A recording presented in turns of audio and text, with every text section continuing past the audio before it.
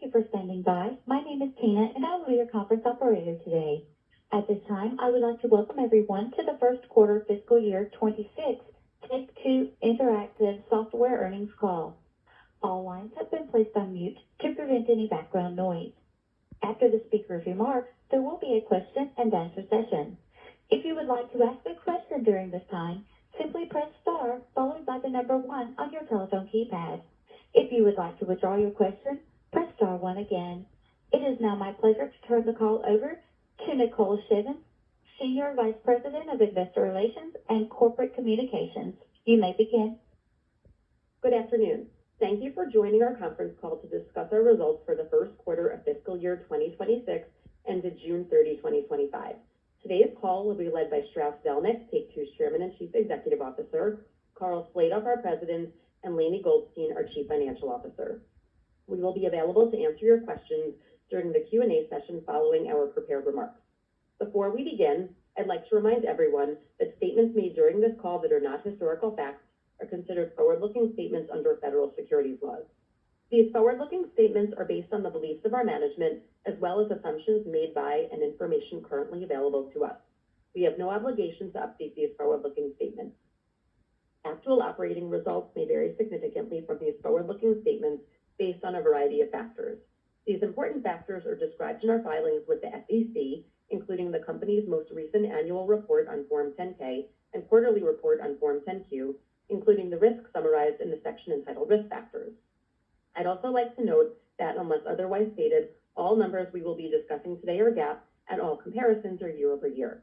Additional details regarding our actual results and outlook are contained in our press release, including the items that our management uses internally to adjust our GAAP financial results in order to evaluate our operating performance.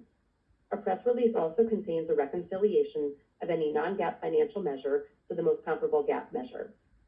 In addition, we have posted to our website a slide deck that visually presents our results and financial outlook. Our press release and filings with the SEC may be obtained from our website at take2games.com. And now I'll turn the call over to Strauss. Thanks, Nicole. Good afternoon, and thank you for joining us today.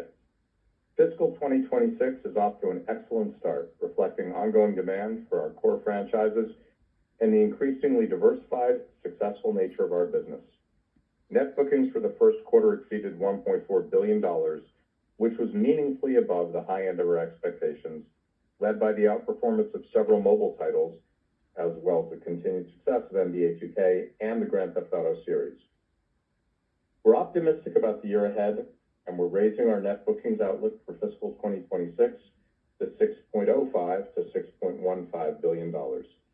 We have great confidence in our long-term pipeline and expect to achieve record levels of net bookings in fiscal 2027 that we believe will establish a higher baseline for our business and set us on a path of enhanced profitability.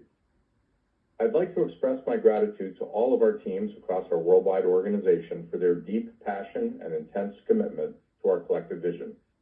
We strive daily to do our best work and to exemplify our core pillars of creativity, innovation, and efficiency, all in service of our goal to make the biggest and best hits in the entertainment business. Turning to highlights from the period, our mobile business vastly exceeded expectations.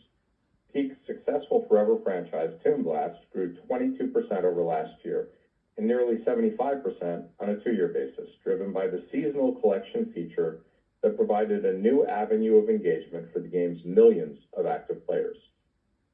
Match Factory, another hit title from Peak, achieved record net bookings as the title grew 33% over last year. Players experienced new features such as the Treasure Cave event, as well as new levels.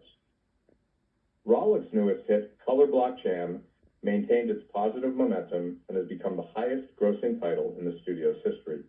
Throughout the quarter, Color Block Jam remained at the top of the app charts, demonstrating its strong market position and mass appeal. Rollic supported the title with its first bold beat, Pilot's Drop, where players receive progressively larger rewards with each consecutive win, amplifying engagement and monetization. 2K's mobile offerings also had a great quarter, including WWE SuperCard, which remains the label's most successful mobile game, with over 37 million lifetime downloads. NBA 2K Mobile has been steadily growing its audience with new content and challenges, while NBA 2K25 Arcade Edition continues to top the Apple arcade charts, and NBA 2K All-Star in China has been posting strong and profitable results since its launch in March. We continue to focus on our mobile direct-to-consumer business, and we're achieving better conversion driven by new offers, events, and enhanced personalization. In the context of recent court rulings, we see ample runway for further growth in this area. The Grand Theft Auto series once again exceeded our expectations. Momentum remains exceptionally strong, and to date, Grand Theft Auto 5 has sold in over 215 million units worldwide.